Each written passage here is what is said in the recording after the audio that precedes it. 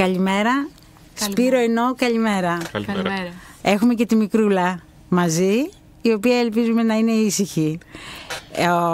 Η Ινώ και ο Σπύρος θα μας πούν την εμπειρία τους από το θυλασμό της μικρής τους κόρης, η οποία είναι 5 μηνών, με σκοπό να προσπαθήσουμε να δούμε πώς είναι σε ένα νέο ζευγάρι που έχει ένα τρόπο ζωής, φαντάζομαι έτσι πιο χαλαρό πριν γεννήσετε. Πολύ πιο χαλαρό. Πώς είναι με το θυλασμό? Πώς είχες σκεφτεί, Ινώ, όταν ήσουν έγκυος, πώς σκεφτόσουν ότι θα θυλάσεις? Ναι, σκεφτόμουν ότι θα θυλάσω. Είχα και ένα βιβλίο έτσι και το ξεκοκάλισα, αλλά μου φαινόταν... Εντάξει. Μου φαινόταν περίεργο πράγμα και δεν ήξερα πώς θα στην πράξη πώς ήταν.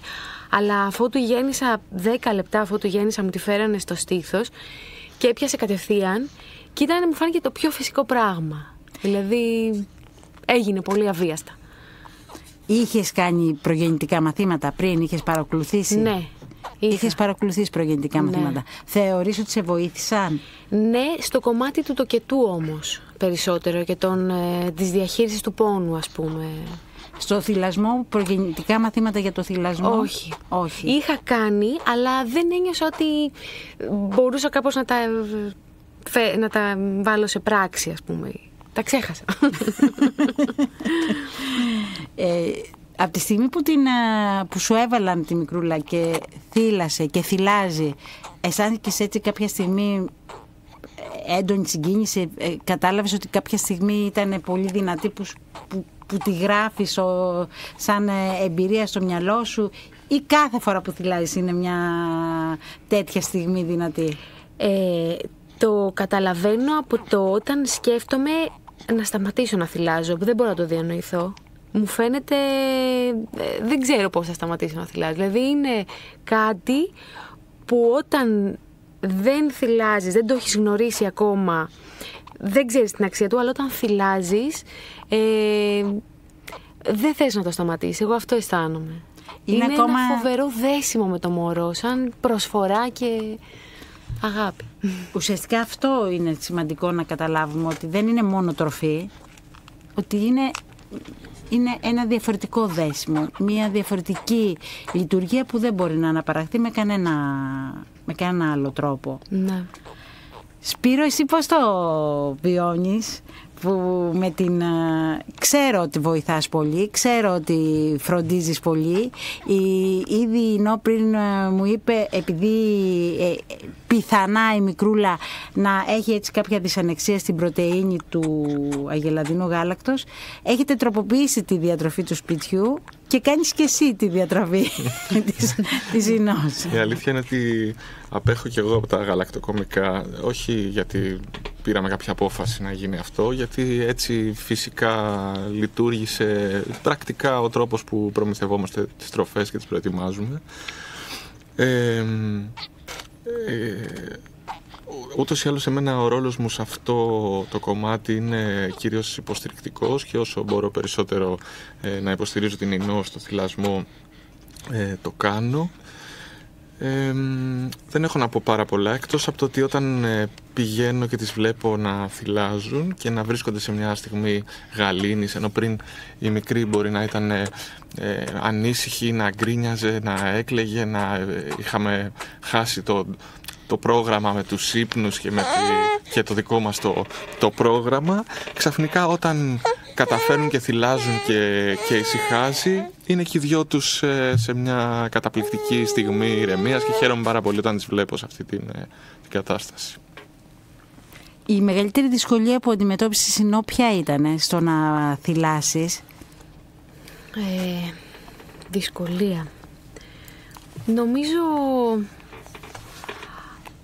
κυρίως αυτό με την αλλεργία. Δηλαδή αυτό που είχε δημιουργηθεί, ενδεχομένως η ισοφαγίτιδα, να δυσκόλευε το σημείο που το μωράκι λίγο δυσκολευόταν να είναι στην οριζόντια θέση και πρέπει να βρω άλλες θέσεις για να τρέφεται, ας πούμε, χωρίς να κλαίει. Απογοητεύτηκες τότε? σκεφτόμουν είχα ας πούμε την εικόνα της θηλάζουσα στο μυαλό που είναι ήρεμη, με το παιδάκι της, να αποκοιμιέται στο στήθος ας πούμε και να λέω γιατί εγώ δεν το ζω αυτό, γιατί να υπάρχει αυτός ο εκνευρισμός. Αλλά όχι, ήξερα ότι αυτό είναι το καλύτερο που μπορώ να κάνω για το μωρό μου και παρόλες τις δυσκολίες το συνεχίζω και δεν ξέρω πότε θα το σταματήσω. Θα γίνει και αυτό φυσικά, όπως, ναι. Όπως φυσικά είπες και πολύ ωραία ανέφερες ότι μου την τοποθέτησαν και σαν να ήταν από πάντα, να το ήξερε από πάντα και η Μπέμπα και εσύ. Νομίζω ότι κάπως έτσι φυσικά θα γίνει. Ποιοι ήταν οι άνθρωποι που σε βοήθησαν περισσότερο σε αυτή την προσπάθεια στο θυλασμό, δηλαδή ποιος σου στάθηκε περισσότερο από το περιβάλλον σου? Ο Σπύρος, πρώτος, και αυτός από πριν με ρώτησε στην αρχή, μου λέει θα θυλάσεις? Λέω ναι και του έδειξα μετά το βιβλίο αυτό που διάβαζα και διάβασε και αυτός διάφορα πράγματα. Μετά ήταν η μέα μου εκεί που γέννησα, πολύ βοηθητική με το θυλασμό. Και εννοείται ο περίγυρος είναι θετικός, δηλαδή θυλάζω μπροστά όταν είμαστε δεν πάω να κρυφτώ ας πούμε, λες και είναι κάτι να... Και έξω όταν βγαίνουμε να πίνουμε έναν καφέ ας πούμε, θυλάζω. Θεωρώ ότι είμαι ανάμεσα σε ανθρώπους που δεν έχουν αρνητική εικόνα για το θυλασμό. Άρα θεωρείς ότι το γεγονός ότι θυλάζεις δεν σε αναστέλει να βγεις μια βόλτα, να βγείτε για φαγητό έξω, να κάνετε να περπατήσετε? Καθόλου. Ίσα-ίσα είναι νομίζω πιο εύκολο από το να κουβαλάς όλα τα μπουκάλια, τα αποστηρωτικά, έχεις κατευθείαν την πηγή του γάλακτος, οπουδήποτε και να σταθείς, θυλάζεις, ηρεμεί, το παιδί είναι... Όντως έτσι είναι. Ναι. Έχεις την παροχή, το γεύμα κοντά, διαθέσιμο κάθε στιγμή. Είμαι ένα κινητό μπουκάλι, μεγάλα. Όχι όμως μόνο. Όχι, εννοείται. Δεν είναι μόνο τροφή, εννοείται είναι και ηρεμία, παρηγοριά. Να ρωτήσω, σε σχέση με τις δουλειές στο σπίτι ή με τις υποχρεώσεις στο σπίτι ή με τις υποχρεώσεις προσωπικές σου, πώς τα καταφέρνεις? Έχεις χρόνο? Ναι, πηγαίνω παντού με τη μικρή. Την βάζω στο μάρσιπο, θυλάζει και στο μάρσιπο. Οπότε πάω να δώσω αίμα, πάω την τράπεζα, οπουδήποτε. Παίρνω μαζί και τη μικρή και δεν με έχει εμποδίσει σε κάτι. Σπύρο, φαντάζομαι εσύ ξέροντάς, γνωρίζοντάς σε, πιστεύω ότι βοηθάς στις δουλειές του σπιτιού, στις υποχρεώσεις, έτσι ώστε η Ινώ να έχει χρόνο και για τον εαυτό της και όχι μόνο για το θυλασμό. Ναι, ο χρόνος μου μοιράζεται μεταξύ της δουλειάς μου και των πραγμάτων που πρέπει να γίνουν στο σπίτι. Βέβαια είμαστε τυχεροί γιατί έχουμε υποστήριξη κυρίως στο φαγητό, δηλαδή αρκετές μέρες οι γονείς μας φέρνουν φαγητό που είναι πάρα πολύ βοηθητικό και ωραίο και είναι και ωραίο το φαγητό. Αλλά ναι, το σπίτι και η κουζίνα είναι το δικό μου βασίλειο.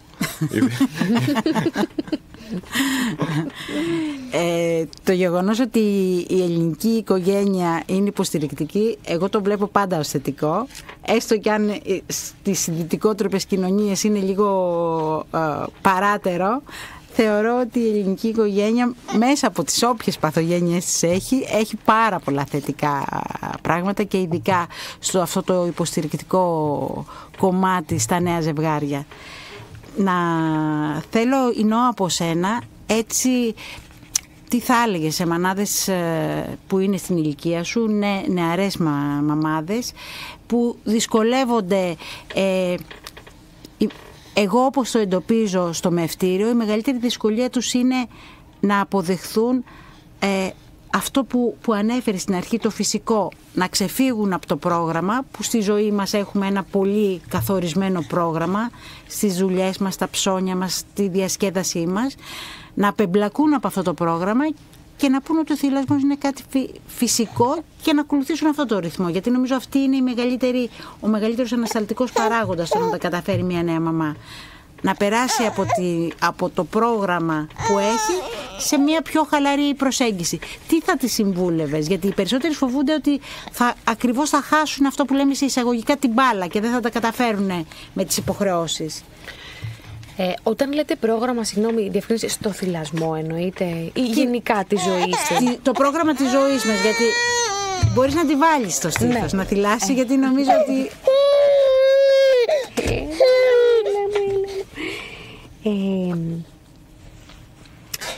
Τι θα έλεγα?